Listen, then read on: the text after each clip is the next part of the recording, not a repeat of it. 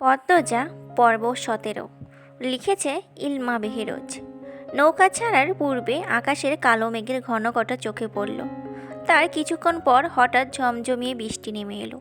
খোলা নৌকা হওয়াতে চোখের পলকে যাত্রী ৫ জন কাকভেজা হয়ে গেল। ভিজলেন না হেমলতা। মোর্শেদ ছাতা ধরে রেখেছেন। বজ্রপাতের সাথে সাথে হেমলতার আত্মা দুলে উঠেছে, মনটা খচখচ করছে।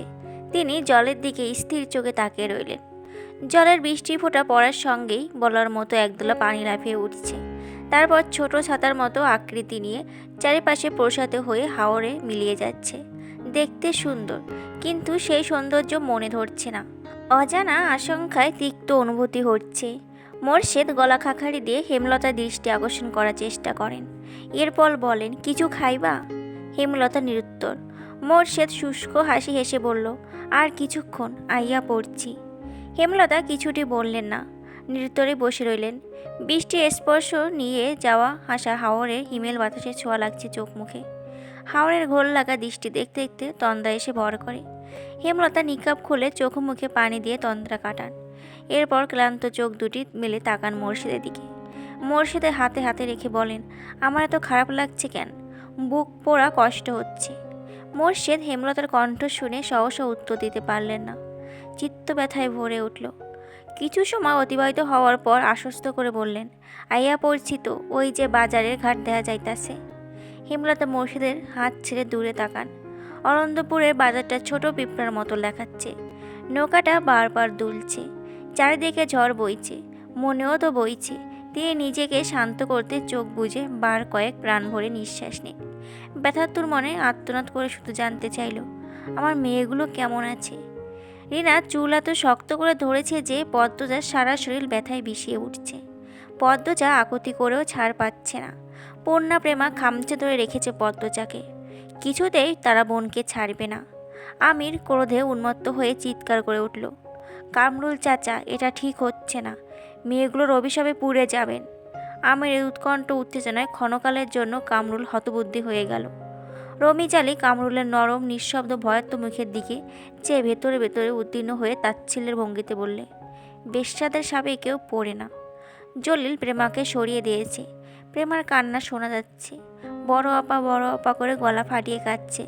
ছয়িদ অনেক টেনেও পূর্ণাকে সরাতে পারল না।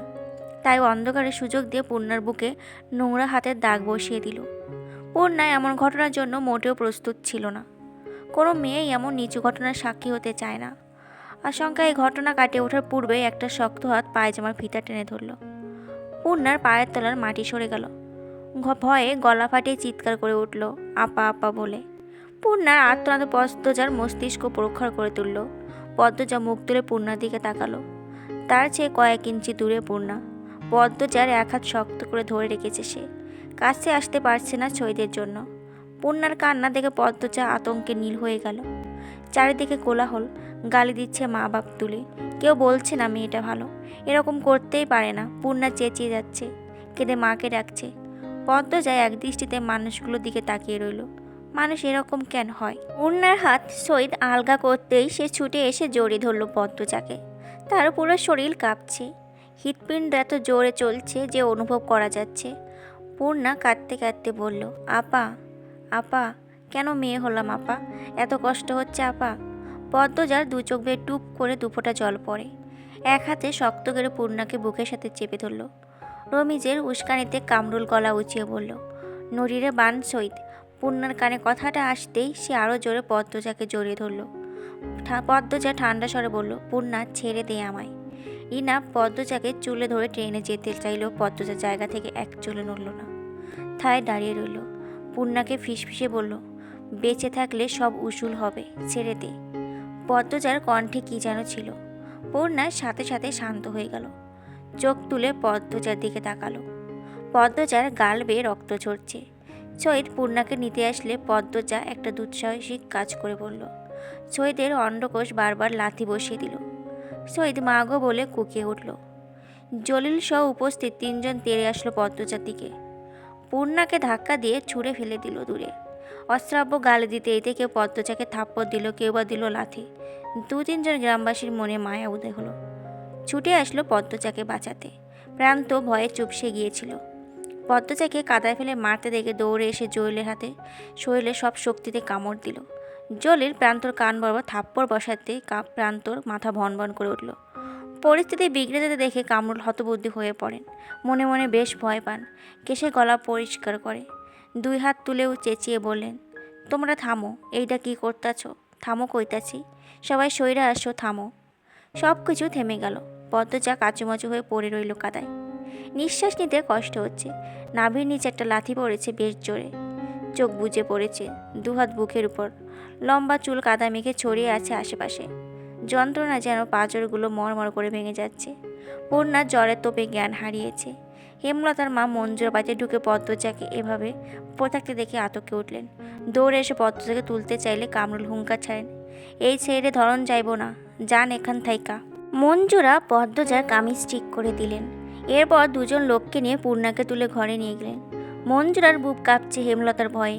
হেমলতা বারবার বলেছিল 2-3 দিন তার মেয়েদের চোখের আড়াল না করতে, আর তিনি একা বাড়িতে ছেড়ে দিয়েছেন। ইচ্ছে হচ্ছে এক ছুটে কোথাও পালিয়ে যেতে। হিমেল নাক টেনে টেনে কাঁদছে, জপ করছে হেমলতার নাম। মঞ্জুরা রেগে ধমক দেন, আহ থাম তো। বাপের বাড়িতে কাউকে না পেয়ে হেমলতা চিন্তায় পড়েন। মোর্শেদ বলেন, আমার বাড়িতে গিয়া বইয়ে রইছে মনে হয়, আও বাড়িতে যাই। হেমলতা মিনমিনিয়ে গলায় বললেন, তাই হবে। 2জন হেঁটে বাইরের রাস্তায় ওঠে। তখন পাশ কেটে একজন মহিলা হেঁটে যায়। কিছুটা হাঁটার পর মোর্শেদ খটকা লাগলো। তিনি ঘাড় ঘুরে তাকান। মহিলাটি অনেক দূর অবধি চলে গিয়েছে। মহিলার অব্যয় দেখে মোর্শেদের বাসন্তীর কথা মনে হলো। মনে মনে আওড়ান, বাসন্তী আইছে। পরপরই নিজের মনকে বুঝতেন, না না, হে আইব কেমনি, আর আইলেও যাইব গা কেন। তিনি আর মাথা ঘামালেন না। হেমলতার বুক দুরু করছে, ঠান্ডা বাতাস বইছে, তবুও তিনি ঘামছেন অজানা আশঙ্কায়। বাড়ির কাছাকাছি এসে তিনি দেখতে পেলেন মাতবরকে। মাতবরের সাথে আরও 2জন ব্যক্তি। এছাড়া বাড়ির সামনে মানুষের ভিড়ও দেখা যাচ্ছে। হেমলতার হৃৎপিণ্ড যেন থমকে গেল। মেরুদণ্ড বেয়ে বরফের ন্যায় ঠান্ডা কিছু একটা ছুটে গেল। তিনি নিঃশ্বাস বন্ধ রেখে ছুটতে থাকেন। পিছলা খেয়ে পড়ে যেতে গিয়েও নিজেকে সামলে নেন। হেমলতার দৌড় দেখে মোর্শেদ অবাক হন। প্রশ্ন করেন, তুমি দৌড়াতেছ কেন?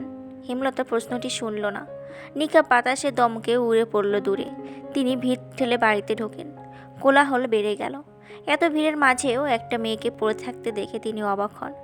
অন্ধকারে মেয়েটিকে চিনতে বেশ অসুবিধা হচ্ছে। তিনি আঙুল তুলে বিড়বিড় করেন, মেয়েটাকে। হেমলতার প্রশ্ন কারো কান অবধি গেল না। কোথা থেকে একটা আলো এসে পড়ে পদ্মজার উপর। সাথে সাথে হেমলতার চক্ষুদ্বয়ের সামনে পদ্মজার কাদারক্ত মাখা মুখ ভেসে ওঠে। হেমলতা গগন কাঁপিয়ে আত্মচিৎকার করে উঠল, পদ্মজা রে। পদ্মজার বুক ধরাস করে উঠল, অস্তিত্ব কেঁপে উঠল।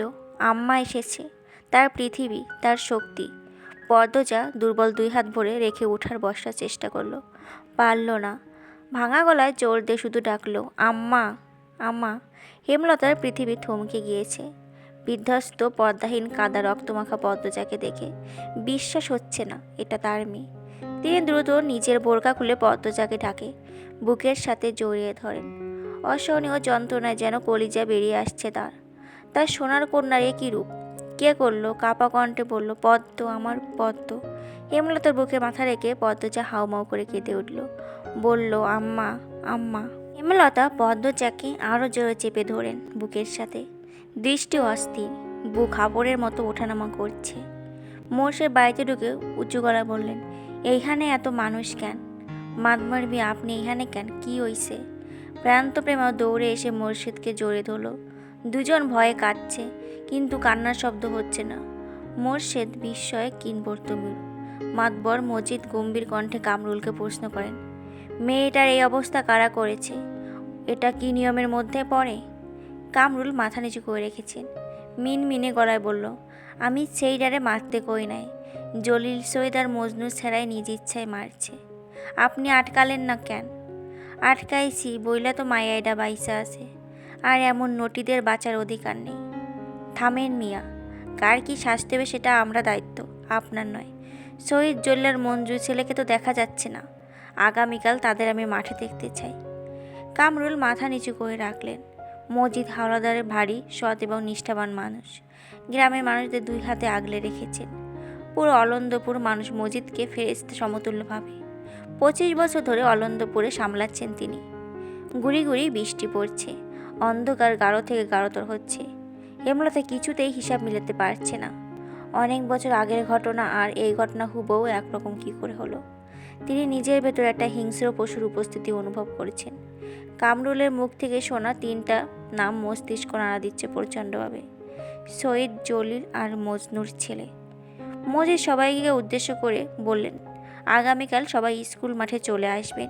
মিয়া মোরশেদ মেয়ে নিয়ে আলো ফুটতেই চলে আসবেন। এই বাড়ি পাহারায় থাকবে মদন আর আলী।